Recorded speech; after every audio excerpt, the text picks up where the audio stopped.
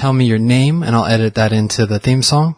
Jeremiah Watkins. And Alan talking about movies. They may be best friends, but they always disagree. Jeremiah Watkins. And Alan, I seen that. Kill Tony is every Monday live at the Comedy Store, 8 p.m. And you can see me weekly around Los Angeles and traveling the U.S. doing comedy. And follow me on social media at Jeremiah Standup. I gotta say, you're probably my favorite part of Kill Tony. I listen to it every week. Oh, thanks, dude. And you're super funny. But thanks, man. So I have a movie picked out. It's from 2009, and I'll give you some trivia, see if you can figure out what it is. Okay. This is the first movie for Eminem acting since the movie 8 Mile. So after 8 Mile, this is his first movie. Ooh. So far, I have no idea what movie this is. That's a good trivia question, though. So the opening clips, so the movie opens to prank calls that were real. They're just old footage that the director had. Wow.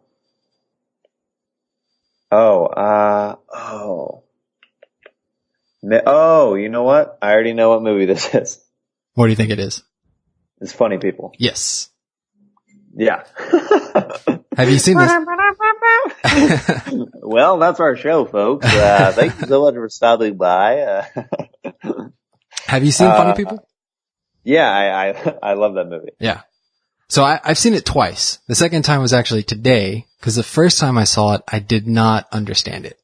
It was like, I was expecting it to be much more of a comedy, and I went into it like with that expectation, and it's funny, but it's not a comedy. It's definitely like a dramedy kind of feel. Yeah. No, but I love that movie, actually. Did you like it more the second time around whenever you kind of knew what was going on? Yes. Yeah, I liked it much more when my expectations were more in line with what the movie was. Well, yeah, I remember going to see, I don't know if you remember that old movie. It was like early 2000s, maybe late 90s, called The Majestic with Jim Carrey, about, basically this theater that he goes to open, in like the middle of nowhere in the small town. And I thought it was like a comedy, and it wasn't at all. And I watched the entire movie in the theater, and then the credits rolled, and I was still waiting for a laugh, and it never came. And I was like, what? Yeah, Jim Carrey didn't make a straight comedy? What's going on? But, Jim Carrey he swings very hard both ways. Like it's either really serious or it's extremely like slapstick. Like he doesn't do a lot of middle of the road. Yeah. Yeah, I think that'd be fun to do someday. Just do like a really, really serious film. So I think that's pretty cool that he does that. Did you see, what was it called? Man on the Moon? I love that. Yeah, it's really good. Yeah, Andy Kaufman's story. Yeah, it's great. So one of the reasons I have to ask you real quick. Yeah. You told me you were, we're Skyping this podcast right now. You're in the UK. Thailand. You're in Thailand. Yes. Oh, crazy. I have to ask, when did you move to Thailand? For people who are listening to this podcast, we are meeting through the internet, through Skype right now, which is, crazy. So I'm getting to know Alan as the podcast goes on. Yeah. So we came out here 7 years ago. Been here for about 7 years now. My wife and I, and we have 3 kids. One we obtained when we arrived here. But nice. Congrats, man. Yeah, thanks. We didn't realize we were coming to get a kid, but she kind of dropped into our laps. We were working with a children's home, an orphanage, and they got a little girl who was really sick. She was a year old and 10 pounds and had a lot of medical issues going on. So they asked us if we could take her until they could get more permanent care for her. Mm-hmm. And now it's been 7 years. So we're still working on the adoption stuff. But yeah, it's been good. Oh, you are very good people. That's awesome. Nah, we just pretend. We just try to make it look like that. Did you find out about Kill Tony before you moved to Thailand? Like, did you like Joe Rogan and all that stuff, or did you find out about Kill Tony while living in Thailand? I knew about Joe Rogan before I left, but that, Right. Fear Factor and News Radio and all that stuff. But I'm trying to remember when I found out about Kill Tony. Cause I started listening, I want to say before you started coming on, but it was like just a few episodes before you came on. Cause before you started, it was Pat Reagan, and before him, it was like the Iron Patriot or something like that. Yeah. But yeah, it was like, I want to say I listened to maybe 5 before you started. So it was right around that time. Cool. Then that would have just been like a couple years ago. Yeah. Yeah. Yeah. And Nice. I grew up loving comedy. I used to watch the, Friday night Comedy Central where they would have like, 4, 6, 30-minute comedy specials. Like that was like my favorite night. Oh, nice. Yeah. Like the premium blends and the Comedy Central presents and all that stuff. Yeah. Yeah, I loved comedy, and then when I found Kill Tony, I love the format and everything you guys do, and giving people a chance to make themselves look stupid in front of a lot of people is always fun. Awesome. Yeah, I'm always curious how people find out about the show, so nice. So one of the reasons I picked Funny People is because Judd Apatow directed it, and I was curious if you might be willing to share your story that you had with him on Roast Battle. Sure. So for those, I got to lay the foundation a little bit for those people who have not seen Roast Battle or don't know what it is. So basically, bringing back to the Eminem thing, it's like a comedy rap battle almost, but with insults. So it's 2 comedians going head to head, verbally insulting each other. And I'm a part of this comedy troupe. It's called The Wave. And whenever a joke hits really hard, or if it, is a stinker, we do heightened reactions, basically. We represent the voice of the audience. So if a joke is killer, we'll run up there and do something crazy to heighten the joke, whether it be like throw confetti, spray silly string, or do like an actual act out or a sketch or a vignette or something. So we do that throughout the show, and this is the season finale, basically. And it's between Mike Lawrence and Sarah Tiana, and the final joke of the final round. We'd been saving a gag, basically, for basically this exact reason. We were waiting on this moment, to do this final thing, because we're like, well, nothing is going to be able to top like how outrageous this thing is that we're about to do. Yeah. Did you have to clear it beforehand, or was it just a surprise? It was a surprise to everybody who was in the booth, including the director, which, they definitely did not know what to do. Yeah. So this is what happened. So the joke hits. It's a great joke, and I'm like, this is my chance. This is the final joke. So I go up there, and I pull down my shorts, and I have an electric razor in my hand, and I shave my pubic hair in front of everybody on live television, basically. It goes out on Comedy Central, and they're in the booth. Basically, they told me what was going on in their mind. They're like, what do we do? He's not showing any nudity. Do we dump this? Do we cut it?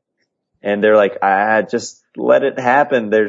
He's not showing anything but hair. So basically I slipped it under the radar. If I would have asked if we could do that, they would have been like, absolutely not. But since I just kind of did it, it kind of just flew under the radar, and they never got a note on it by like the FCC or anything like that. And Judd Apatow, he basically everybody, if you can imagine, every kind of reaction we got. We got people who were like so overjoyed. We had people who were disgusted, people who were crying, laughing, people whose mouths were completely wide open, just dropped in terror and shock and awe. So literally every reaction. And as the laughter comes down, the judges are just looking at each other like, what did I just see? And, Judd looks at Jeff Ross, and Sarah Silverman's also on the panel, and he goes, I've been in this game a little while, Jeff, and every once in a while I think to myself, there's no jokes left. Why bother? And then I see something like the Waves shaving their pubic hair, and then I'm like, I'm reborn. I've fallen in love with comedy once again. Oh man. So what got you into comedy? When did you decide you wanted to be a comedian? Man, I grew up at a very young age watching Saturday Night Live. I love that show.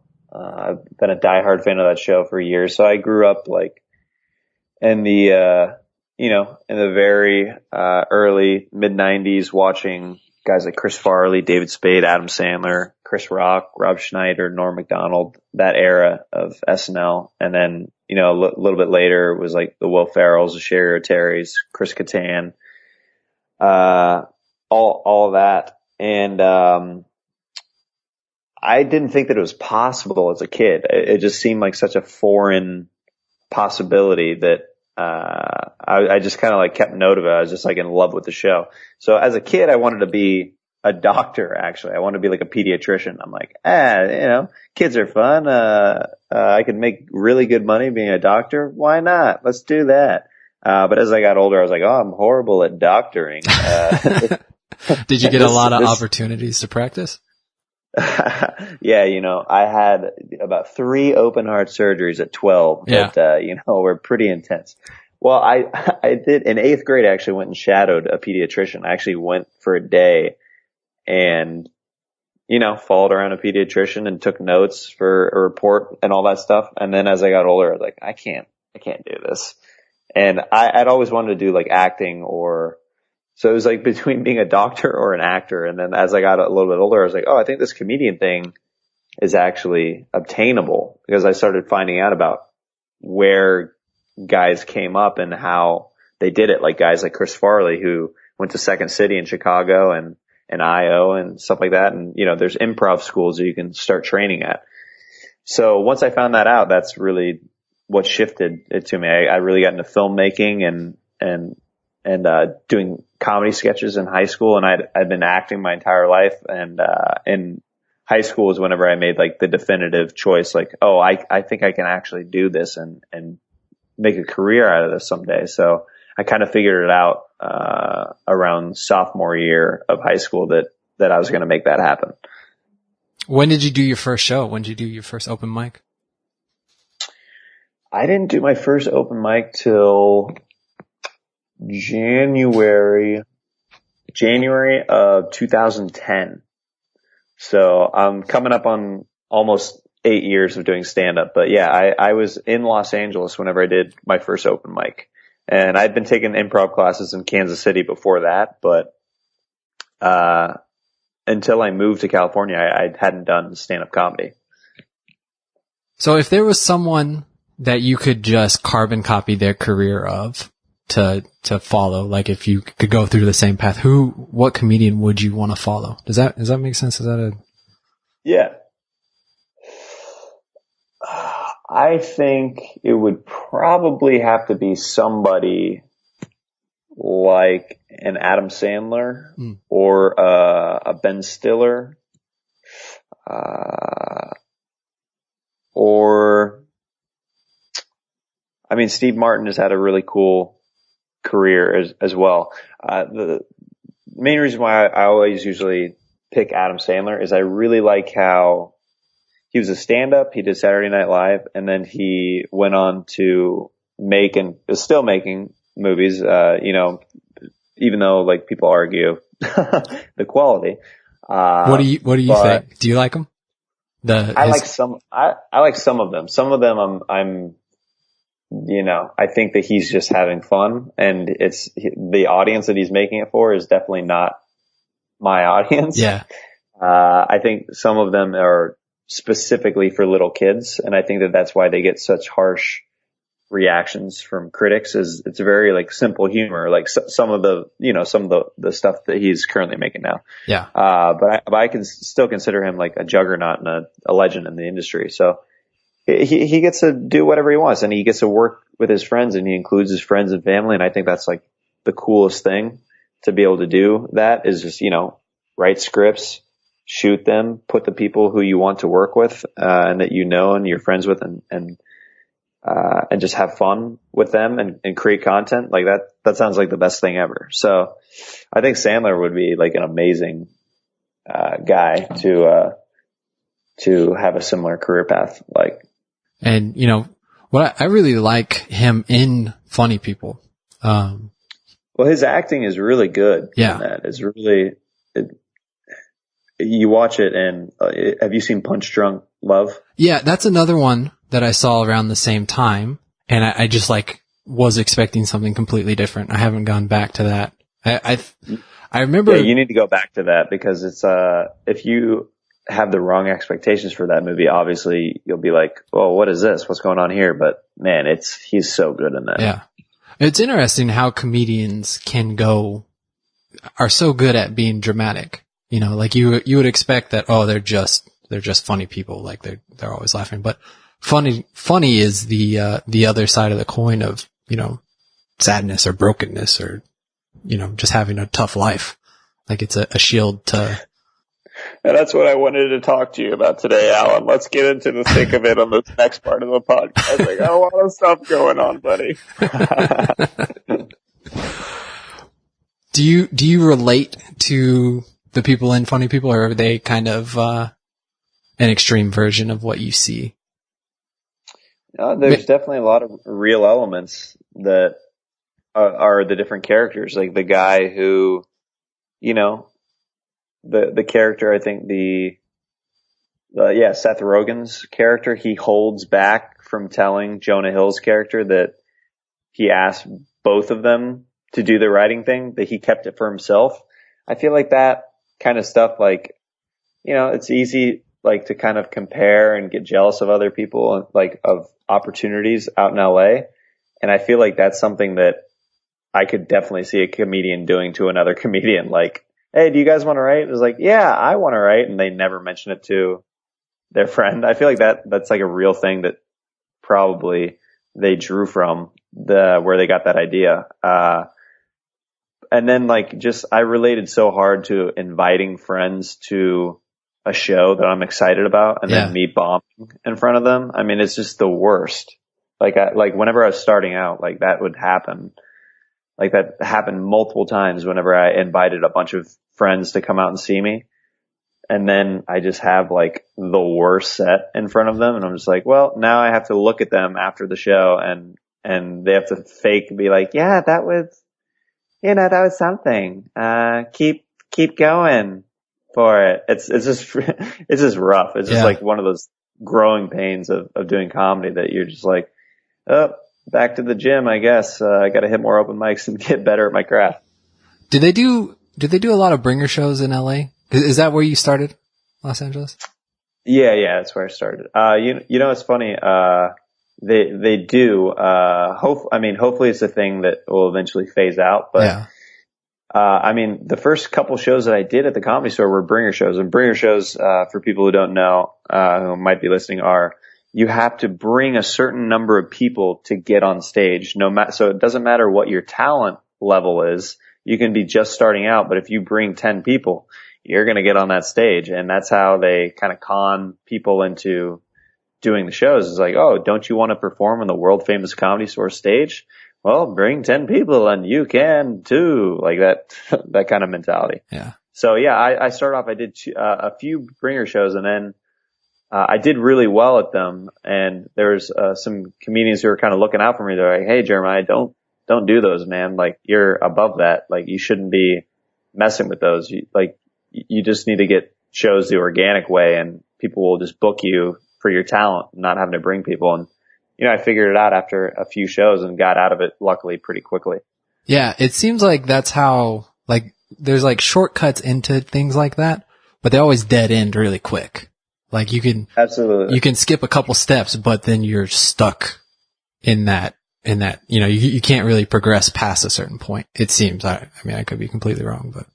No, totally. It's definitely like a a quick high that you're getting. You're not like you're not doing it the proper way. It's definitely like a shortcut and then a dead end, like you're saying. What do you think about the people who come on Kill Tony for their very first time on stage? Like, do you think you would you been brave enough to do that? I don't think brave enough is the right word, actually. Naive enough? Unaware? I think that it's more that I would never do that. And and I'm part of the cast of that show, but I would I don't even it's funny, like, I don't even know if I would recommend it to a new comic to try it. Because it's documented and a lot of people listen to the podcast. Yeah. So if you have a rough set, it's like, it's pretty ballsy to be like, I'm going to have a good 1 minute on the very first time that I go up ever. It's pretty rare that happens. So yeah. I always tell people, go build your act like through the coffee shops and other comedy clubs. And then eventually if you want to go on something that's being broadcast to a bunch of different countries, then yeah, go for it. But I'm always shocked whenever people are like, this is my first time. I'm like, well, good for you, man. I mean, that's one way of doing it. Like, going about it that way is just diving in, and they're obviously fans of the show, or they've heard about the show and they're like, I want to do that. And I'm like, well, at least you're getting up, that's the big part of it, is just like actually getting up on stage. So that's cool. But I would never, like, starting out, if I heard about it, I would have been like, no, there's no way that I'm doing my first time on a live podcast. Yeah. That's crazy. Would you even want to do it now? Like, would you want to do a minute on that show? No. I mean, it would be weird. It's like, I know all the people who always do the panel, and I'm like too close to it. It's it'd be kind of weird for me to do a minute of my material on the show. Yeah. And then especially the stakes are really weird, because if you don't have a good minute, if it's not received well, I have to go right back down to sitting down on stage in front of everybody else and then do the rest of the episode. Like, it's just like, the stakes are not, it doesn't make sense to me to do that. Yeah. What's the biggest, is the guy who tried to grab your saxophone, is that the biggest meltdown on stage? Or another one I could think of was it Brody Stevens, who he's walked off a few times. Yeah. Yeah. Yeah. I mean, as far as in my experience, I mean, while I've been with the show, that was the weirdest thing that happened while we were in Austin, Texas at this festival. I basically was kind of roasting this guy who was on mushrooms and drunk, and he tried to grab my sax and get in a fight with me, and ended up pushing me into like this barricade kind of thing, and Big J Okerson saved the day and bounced him off stage, and they got him out of the building. But yeah, that was definitely the craziest thing. One of the craziest things that's ever happened to me, even in general on stage. And I've had a lot of weird shows, but I've never had like a physical altercation like that. And you just recently got your name up on the wall at the Comedy Store, yeah? Yeah. I've been a paid regular for almost a year exactly now. And yeah, the way it worked out, like the timing of the year, when they do it, I got passed right after they painted the last set of names on the wall. So yeah, I just got my name up last month at the Comedy Store. So I'm pretty pumped. Is there a lot of validation that comes with that, like personally? Absolutely, man. I mean, if you look at the history of the Comedy Store, over the 45 years it's been open, there's just around 1,000 comedians who have been passed as paid regulars.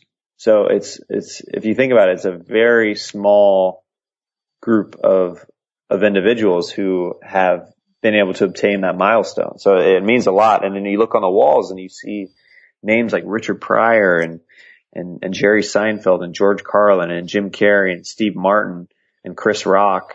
And you're just like blown away by,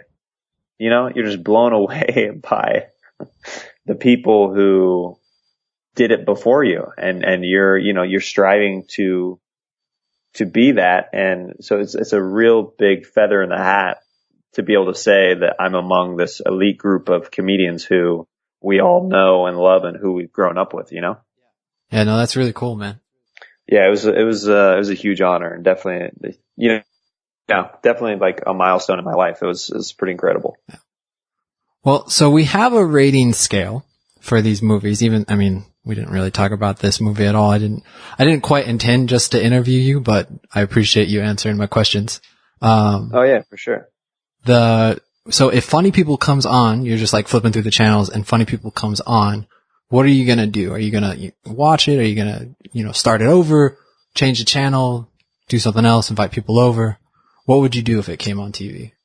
I'd probably watch it until something else comes on, but I kind of like to watch that movie from the beginning because it's definitely one of those mood kind of movies. Yeah. You kind of got to be in the right mood to watch something like that, like for it to be, this is not a straight comedy. Like if you watch a straight comedy, you can just kind of chill and not really have to think.